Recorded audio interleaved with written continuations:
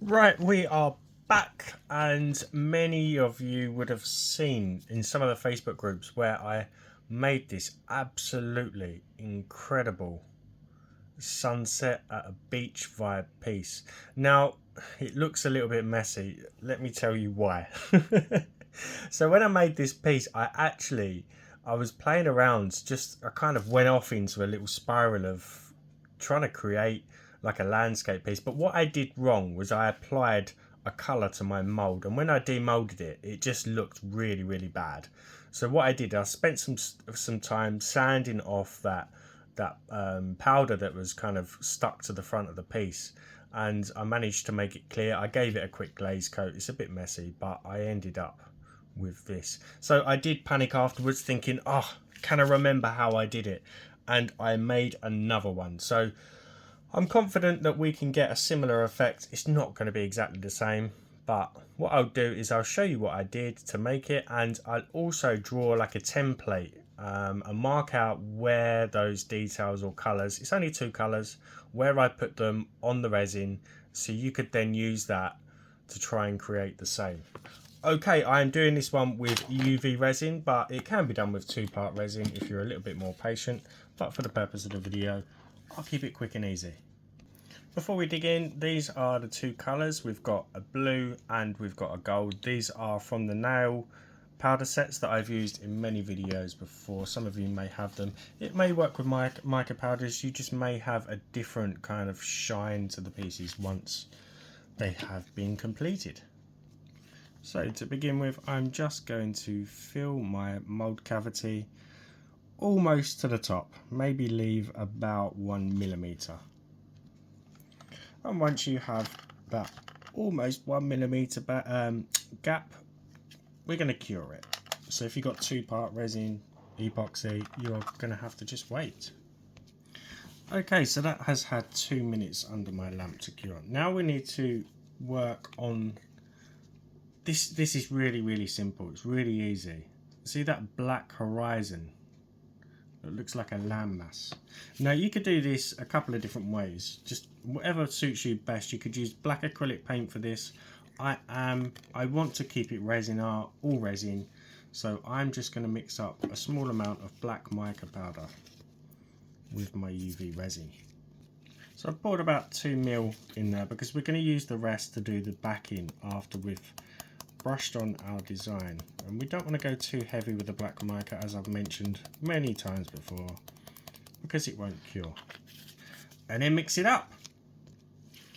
Now you will see the mould has this line that goes through the underneath, which you can see through the piece, which is really handy.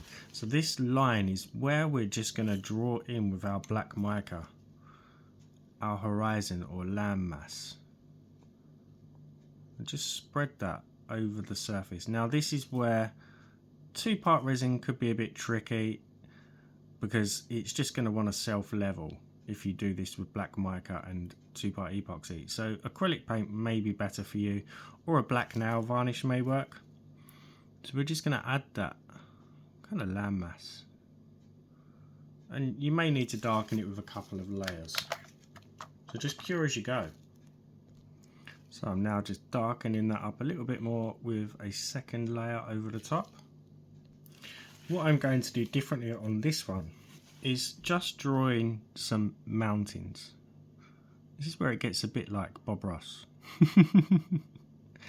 So just remember, whatever design you're drawing on is going to be in reverse when you take it out of your mold. But again, just go, it doesn't even have to be tidy. Just go with the flow. Add some kind of triangular landforms, and just make it up as you go along.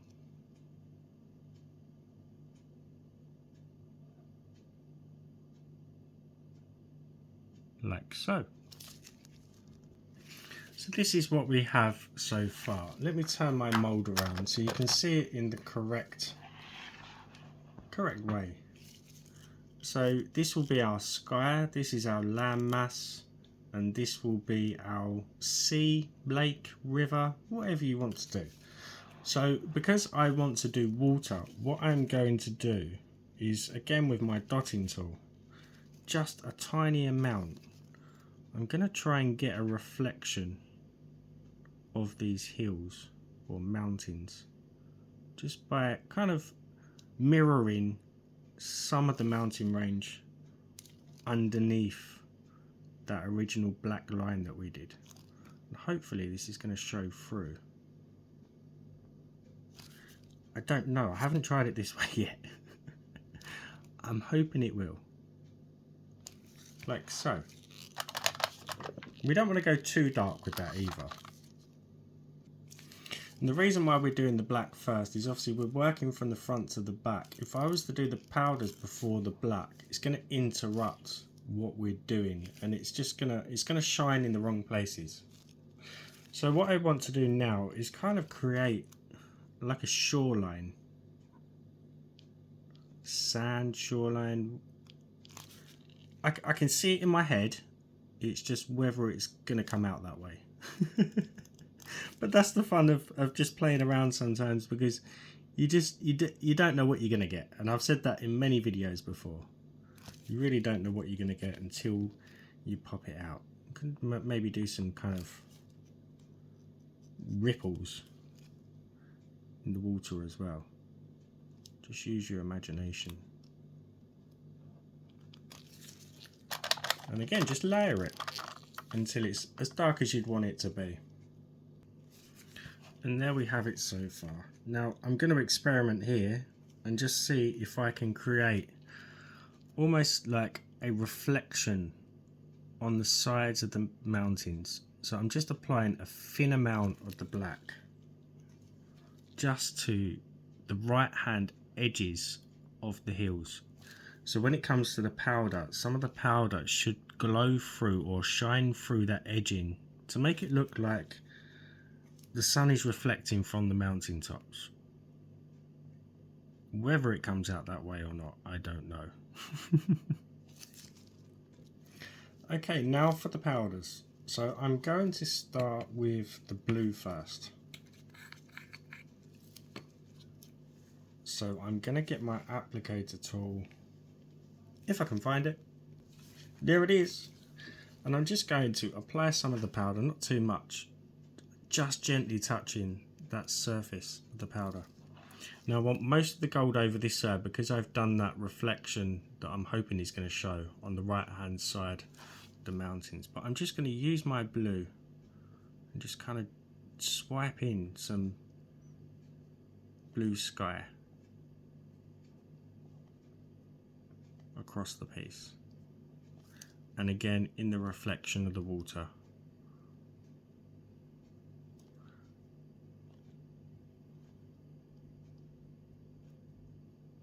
Like so. I'm not going to fill in that water completely, because when that black background goes on, it's going to add a lot of kind of, I'll show you, you'll see at the end. It's hard to explain, especially when you don't kind of do this sort of stuff all the time. So once I'm happy with the amount of blue, I'll try and get you a shot of how it looks. Now we're going to take our gold, and this will be a fiery sky. I'm just flicking off any excess off of my applicator, and then just applying that gold over that thin black that I've done for a start. Hopefully it will shine through. As always, massive shout out to my channel members, anyone who's bought me a coffee or a super thanks. It's very much appreciated. So now I'm just dabbing that gold and just covering that sky. Doesn't matter if you go over the blue now, because that blue is all that's going to show through before any gold. And again with the sea, just adding that reflection gold to the piece. I hope this comes out okay.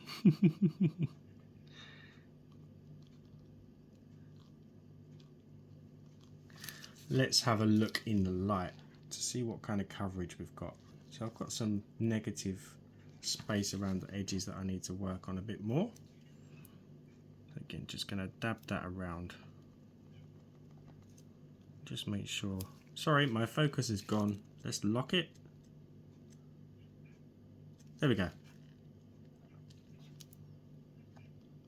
And just dab that around